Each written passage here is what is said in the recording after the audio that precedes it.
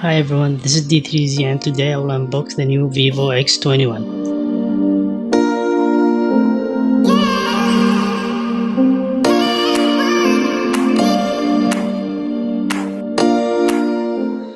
The box is so usual. It contains the essential stuff from the cable to the charger to the opening pin, except the case. The case is the new thing in this box. So Vivo X20 is 6.3-inch phone, 1080 by 2280 pixel, runs Android 8.1. Under the hood is Snapdragon 660 coupled with 6 gigs of RAM. Powering all of this 32,000 mAh battery with 128 gigs internal memory and expandable with microSD up to 256 gigs. Keep in mind that this is a mid-end phone that costs 800 Singaporean dollar, which equivalent to $600 US. Raising the phone to your face and you will be welcomed with a glorious borderless bezel-less phone that have an ugly notch just like the iPhone X. The notch contains the speaker and the front-facing camera. The headphone jack is located on the top left corner of the phone, which is a very nice feature nowadays. On the right corner of the phone you will get the volume rockers and the power button. Although the high price, this comes with micro USB instead of Type-C. The SIM tray is located on the bottom left corner of the phone. It is a hybrid type. The dual camera setup is extruded outside from the surface of the phone, just like the iPhone X exactly, even the location is the same.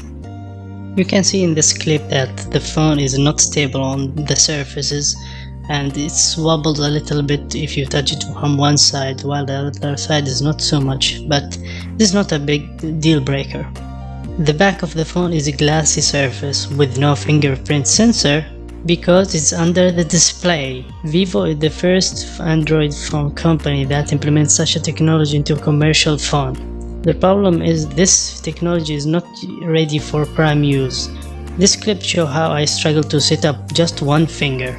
You have to put your finger in a specific way just to make the reader read your fingerprint correctly. The best thing in this phone is the audio quality. It is even better than my Galaxy Note 8, and the customization in the setting in this phone for your audio quality is superb.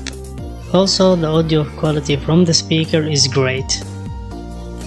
The screen color reproduction is great as well, but it was dragged by the low resolution of the screen. As for the camera, there is no optical or digital stabilization. It takes great shots on day, but a very bad shots on night. It records 4K 30 frames per second videos, and the UI is exactly like the iPhone UI. Yeah, they just copy it. Speaking of the UI, it's called FunTouch OS. It heavily inspired from the iPhone UI. The notification is handled the same way as the iPhone, and swiping up from the bottom of the phone will show up the control panel. Swiping from the top from anywhere will show us the notification panel, and the control panel is customizable unlike the iPhone.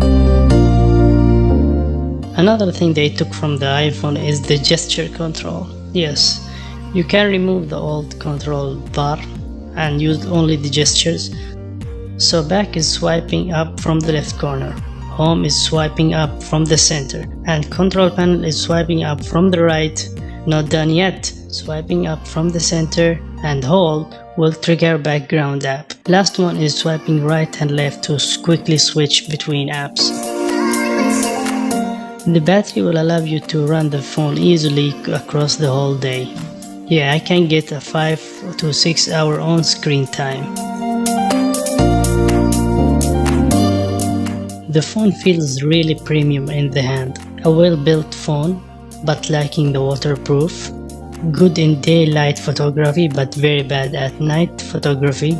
The acceptable performance of the Snapdragon 660 an in-screen fingerprint sensor that reads 75 to 50% most of the time, and no wireless charging. Add to that the high price of the phone. It will be a very hard choice indeed because the competition is tough. You can compare this phone with the OnePlus, the new OnePlus that is coming, that costs mostly the same, and even though you can compare it with the Galaxy S8, the old one, because that phone is still really good. Huawei and LG last year phones, still very good deals as well. So the only point for picking up the new Vivo X21 is the in-screen fingerprint reader, the fancy one. Yes, I don't know how Vivo is placing this phone. Is it the high-end or mid-end? Because it sits in between. Some of the point that it does really good, but there's some point that still lacks and needs improving this phone. Before I end this video, if you want something specific to show in my next video, just say in the comment section below. In the end, I hope you enjoyed this video. Thank you for watching, guys, and see you next time.